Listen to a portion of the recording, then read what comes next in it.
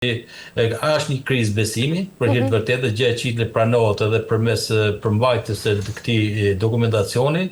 por që në vetvete përdoret më tepër si justifikim pikërisht për të dalë nga kjo situatë dhe për ta shpërqendruar mendjen ku qeverisja është koshciente për problemet dhe si i tillë kërkon të reflektohet zërin e qytetarëve dhe për t'i adresuar çështjet për zgjidhje. Zoti Lezi, duke qenë se dokumenti flet për dëgjimin e shoqërisë, pse qytetarët duhet të besojnë se këtë herë do të dëgjohen, kur nga ana tjetër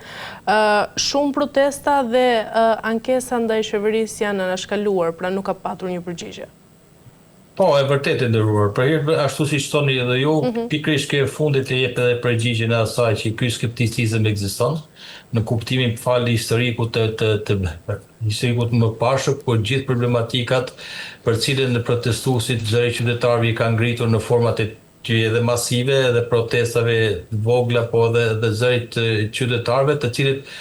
nuk janë gjezidhash, pikërisht ky skepticizëm historik i cili e bën të dyshues pikërisht realizimin e atyre pikave dhe objektivave të dokumentit të BESA dhe ky lloj skepticizmi i qytetarëve është arsyeja kryesore të cilët ato sot janë në shesh dhe kanë ngritur situatën e alertit pikërisht nga mungesa e besimit të tyre, nga mungesa e besimit se pavarësisht që përpjekjet që bëjnë qeveritë për ta shuar zërin e qytetarëve, ekziston edhe një skepticizëm, një bozbesim i cili është i nguritur thellë në historicizmin e tyre. Kemi parasysh qeverisja të konsumon, jemi në mandatin e përfundimit të tretë dhe ai kërkon një mandat katërt, një mandat i cili tashmë të gjithë qeveritë konsumon dhe kërkon përmes kësaj që të rifitojë një besim i cili është thyer dhe diçka e thyer është shumë vështirë për të ngjitur, por që pikërisht për këtë arsye që ekziston ky mosbesim qytetar i cili ka bazë reale që vjen pikërisht edhe nga arroganca e qeverisjes, nga mosdëgjimi i zërit qytetarëve, moszgjidhja e problemeve të tyre, anashkalimi i tyre e shumë të tjera të cilët dashur janë dëshmuar përmes edhe po themi historikut të protestave që kanë ngelur pa një përgjigje, pa një rezultat, po ashtu edhe po themi edhe konsultimet formale. Shpesh investimet strategjike që janë bërë në Shqipëri kanë një detyrim ligjor edhe për të dëgjuar zërin e qytetarëve, jo vetëm ato strategjike, por të gjitha të cilët prekin interesat e qytetarëve dhe komuniteteve. Është një detyrim ligjor në kuadrin e standardit të Bashkimit Evropian, por në rastin e realitetit shqiptar, ato më së shumti janë bërë formale dhe ky zë nuk është dëgjuar dhe janë anashkaluar po janë manipuluar qoftë rryeza e dëgjesa publike e konsultimeve, në sfundi ishim dëshmitar edhe një farse që lidhesh me debatin apo me konsultimin publik për reformën territoriale dhe ndryshimin e hartës administrative, ku me një vendim politik arbitrar synohonte të fshihen nga harta politike një numër i madh bashkisë ku prekin direkt jetën e qytetarëve dhe si i tillë kjo pakënaqësi ekziston edhe për shkak të historiku dhe fakti që edhe një forca dhe arroganca e pushtetit e cila vjen për shkak të numrave e ka bërë atë të cilët perceptimi i publikut jetë i tillë saqë çdo lloj zëri i ngritur ndaj qeverisë do të jetë i humbur në kuptimin i harruar sepse nuk e ka peshën e asaj që mund dyshohen. Ne kemi parasysh disa nisma të cilët janë bërë edhe nga shoqata, aktorë të rëndësishëm dhe partitë politike të cilët kanë kërkuar ndryshimin e ligjit për referendumin apo janë marrë nisma të tillë dhe ky zë ka humbur, në kuptimin nuk e ka pas atë fuqinë e saj vendimarrëse për të ndryshuar atë vendimet publike. Kemi parasysh edhe zhvillimet e fundit në parlament jetën politike, aty ku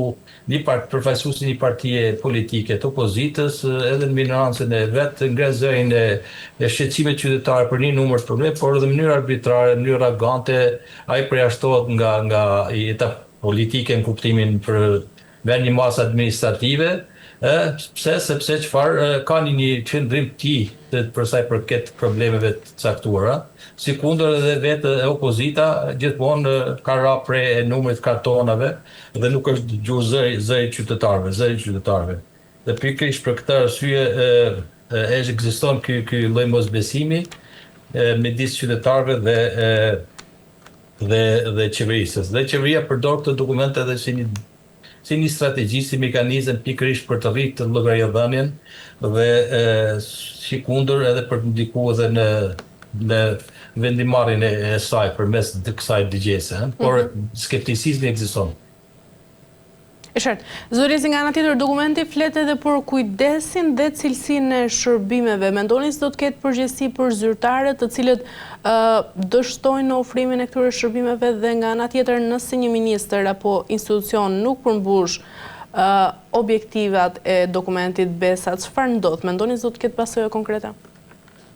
Po nderuar, absolutisht, po kjo është standard për hir të vërtetës në çdo lloj qeverisje ku titullari i çdo institucioni, aq më tepër një ministri, lidhet performancën e punës tim me arritjen e objektivave politik ekonomik sipas strategjive sektoriale që ato kanë dhe drejtojnë, dhe si i tillë në rast se nuk do të realizohen si të tilla, nuk ka arsye pse të shkruani një dokument të tillë, por kjo tregon faktin që është një hendek i madh midis asaj që premtohet dhe asaj që realizohet, dhe si i tillë për të rritë edhe shkallën jo vetëm presionit, por edhe të përgjegjësisë ndukje, është parashikuar si i tillë, po kjo nuk ka arsye për të qenë i tillë, sepse automatikisht çdo kush është i larguar apo edhe i emëruar, sepse kjo varet më së shumti nga vullneti i kryeministit. Kemi një kryeminist fuqi plot, i cili vendos vetëm për çdo gjë, në kuptimin e asaj që ai sa kryeminist është edhe ministër dhe nuk kanë autoritet të gjithë varësit e tij në raport me fuqinë vendimmarrëse, dhe si tillë vendimet që lidhen me emërimet apo shkatërimet ka gjendë të tilla, madje ne kemi dëgjuar edhe zëra ku janë bërë publik, ku nuk dinte absolutisht X ministër apo X titullar institucioni sepse do emërohet në këtë vend apo do të shkarkohet. Ata kanë ardhur mënyrë të beftë të palajmëruar dhe pas një analizë dhe konsultim, dhe ka qenë më tepër një qasje individuale. Por përballë kësaj situate, kryeministi tenton edhe vetë të marrë në presion, duke thënë që keni dytërimi për të përmbushur të objektiva dhe si kush është në nefin e perit që lidhet me pikën e përmbushjen e tyre. Të kundërt do të marrë vendimet përkatëse, por më tepër është një diçka formale se sa për të rritë përgjegjësinë do të llogaridhan në raport me qytetarët dhe objektivat të synuara. Zotëri, nga ana tjetër, BESA kërkon që vendimet të bazohen në prova dhe evidencë. Nga ana tjetër, cilat vendime të mëparshme të qeverisë mendoni se do të rishikohen në bazë të këtij standardi? E nderuar, kur themi vendimet, kjo është një parim esencial në gjitha vendimarrjet që lidhet, që merr për bazë dhe ka input kryesor informacionin. Kur themi informacionin, faktet dhe rrethana kundër gjykata, që merr vendimet bazuar në fakte dhe rrethana dhe prova, dhe si e tillë edhe është një parim universal. Kjo nuk ka arsye pse të përmendet si e tillë, por nuk besoj që vendimet do të kenë efekte papërvepruese sepse ato i kanë prodhuar si të tilla. Pa dashur të kaluar në projekte nominale, askush nuk mund të marrë vendime për t'i anulluar apo t'i delegitimuar ato për shkak faktit që janë formalizuar apo janë për shembull investimet kapitale strategjike në ura, në ato rrugë, shumë projekte, është shumë e vështirë për t'u anulluar sepse do të ballafaqohet ka klauzola të tilla këto dhe marrëveshjes, të cilët ekspozojnë rrisjet financiare ekonomike, po dhe jo vetëm qeverinë shqiptare dhe entet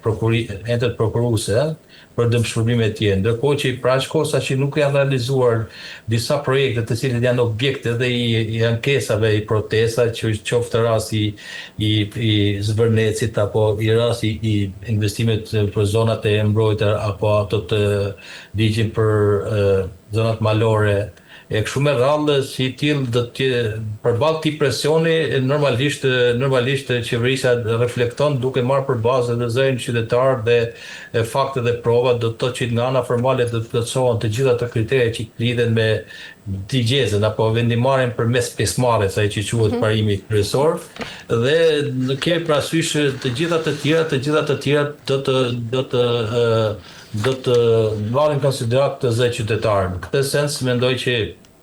Kjo vendimarrje do të shoqërohet me prova dhe me fakte, por që është shumë vështirë që të rishikohet ndonjë vendim, përpos atyre të cilët ende janë fazën e diskutimeve apo në fazën e mos realizimit. Këto po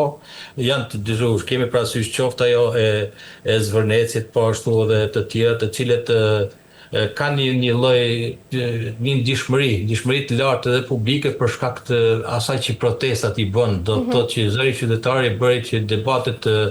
për çështje sensitive të jenë pjesë e debatit publik, tan gjithë këto investime rasti për ato që quhet Flamingo, protestat e Flamingos apo të gjitha tjera ato të Alpeve, të paketa Alpeve, të cilët kryeministi mori nisma dhe për dëgjesën e publikut, me aty që i shembi njerë, ndërkohë që vendar formale shkoi dëgjoi edhe zërin qytetar me banorët të thethit për t'u mundsua atyre edhe një mundësi investime, por në vetë ishte një autokritik edhe një reflektim i këtij presionit qytetar që ishte përmes protestave. E qartë.